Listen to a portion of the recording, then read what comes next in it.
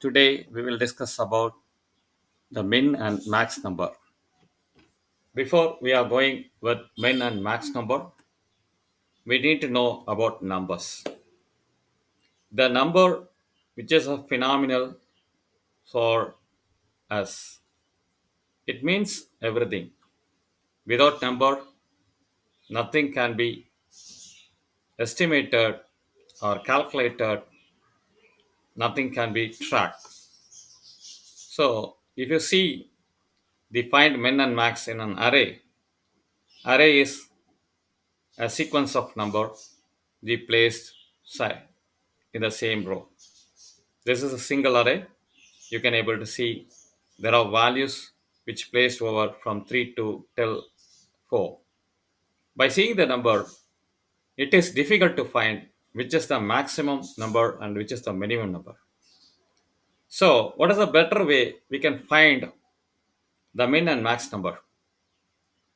The one good thing is if you plot the min and max number in a chart, you can easily identify what is the min and what is the max. Because the chart or the visualizations tells you about thousands of words in a single chart in an easy way, easily give you an intuitive understanding of numbers without thinking or logically we thinking about what is min and what is max, right? And if involve the same thing with the number with the letters, if I want the min of letters, max of letter, we know that A is the minimum and Z is the max, right? And if I'm just involve the same thing with the min and max number, the with an array, same here, what you are seeing, right? It is like I'm just mentioned as an int actually. 3 is the minimum and 35 is the maximum. And whatever the value that you are seeing, it is unorderless, right? There is a simple way in data structure algorithm. What we supposed to do is, if you have an unordered list, we used to order it either ascending or descending. By making an ascending order, what is the first value would be your minimum, and the last value would be your maximum. That's what we used to do. And also same thing, the child also given a task with a kind of a board. They can use the pebble and used to count it with this min and max in our school days. The number system which is not started today, it is our which is started, which is where interpret used in the form of a letter or a kind of a representation by our ancient people with a kind of a diagram saying that kind of a stripe or kind of a line or kind of a dot, whatever they have in mind, they used to put a kind of a representation and they give a kind of a value to that. So the number is everything, right? And you can see I'm just taking a small table, the employee and the salary, and I'm just plot in a bar chart. By seeing the bar chart, you can see the height of the bar chart that tells you which is the maximum salary the employee having the maximum salary, drawing the maximum salary. But when I'm going to the minimum salary of the employee, it is difficult for me by seeing the height of the bar, right? Either it is a Mike or a Victoria. Who is that? The minimum salary. I'm going to this table, I can able to see who is the minimum, right? By seeing the value. So if I sort this, the salary, you can see Victoria, the employee has minimum salary, and Terry, who drawing the maximum salary. How we attained it? We just sorted like an order list in an order list, start from ascending to descending, start from ascending the smallest to largest. The first record will be the minimum, and the last record will be the maximum. So here, the data structure which is involved to sort the unordered to order list. There are a lot of sorting technology we have in data structure and data structure algorithm. That's a different story. And here we try to make a chart.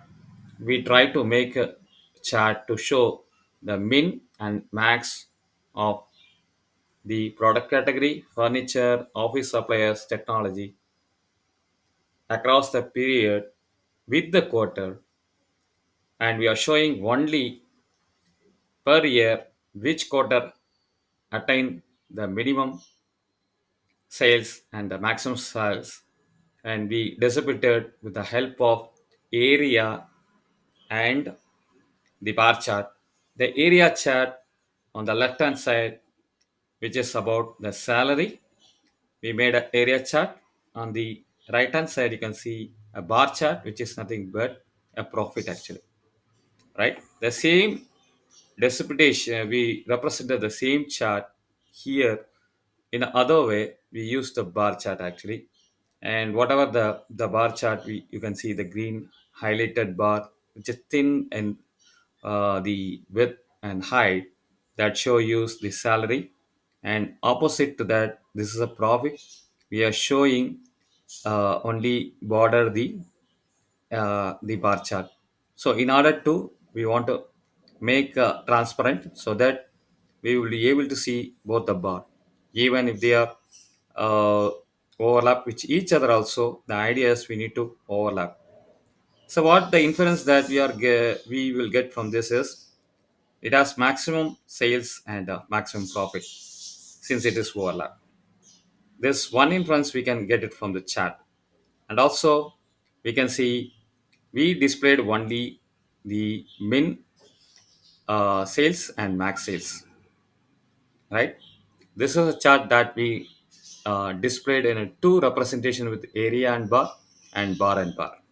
So anything, whatever the best, which is simplest for a new user, and that is easy for them, that makes successful for us the chart generation. I'll show a thing how we made it in this Tableau. So you can see, right, the product category. We placed the column chart, and in the row we mentioned this year and the quarter. And here we are placing the sales and profit. We make this a dual axis. Whatever you are seeing here, this is a sales, and not of the bar chart, which is a profit actually.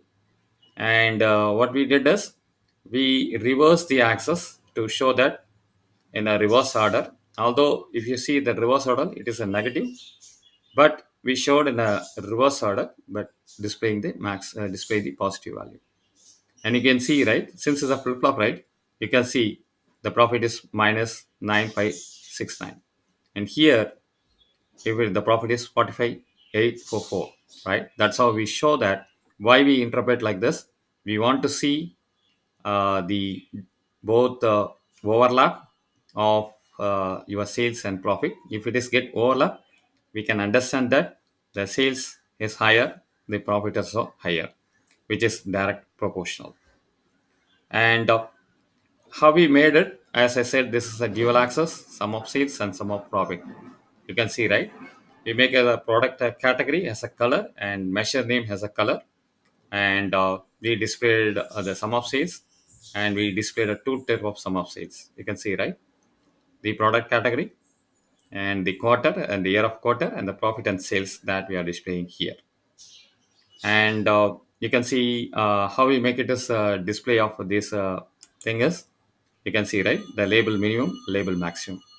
By these two options only, we are sure we are getting 108 as a minimum and 218k as a maximum salary for this particular furniture. So here we used two chart. One is area chart and other is a bar chart, right? And we make it as dual chart. And you can see the other representation here. This is again a bar chart with bar chart. We make the size here in a smaller, so for a better representation, and we showed with the color actually how it is. So the way is how we can show the chart in a better way, in an easy way for anyone to understand the chart. The sheet number 5 and the sheet number 6 are one and the same. Sheet number 5 we displayed with the bar and area chart, and the sheet number 6 we displayed with bar and bar by placing a representation of the bar in a smaller in width height, and here we are showing the width and the height is much greater for profit, but we make it as a border of the bar to make a transparent, so that this bar will able to see even they are overlap with each other. So this 401k you can see, right, the profit is more, and the sales also more, which is not divided. The sales is 458k and the profit is 52591k, which is a greater actually. So kind of a representation we are showing here. I hope this give a better understanding on the dual chart, how we represent the different type of charts over here to understand for better thing actually. This would be a nice one. It is always recommended to follow the best practices here, and to try to show your visualization in a better way, in an easy way. Thank you so much.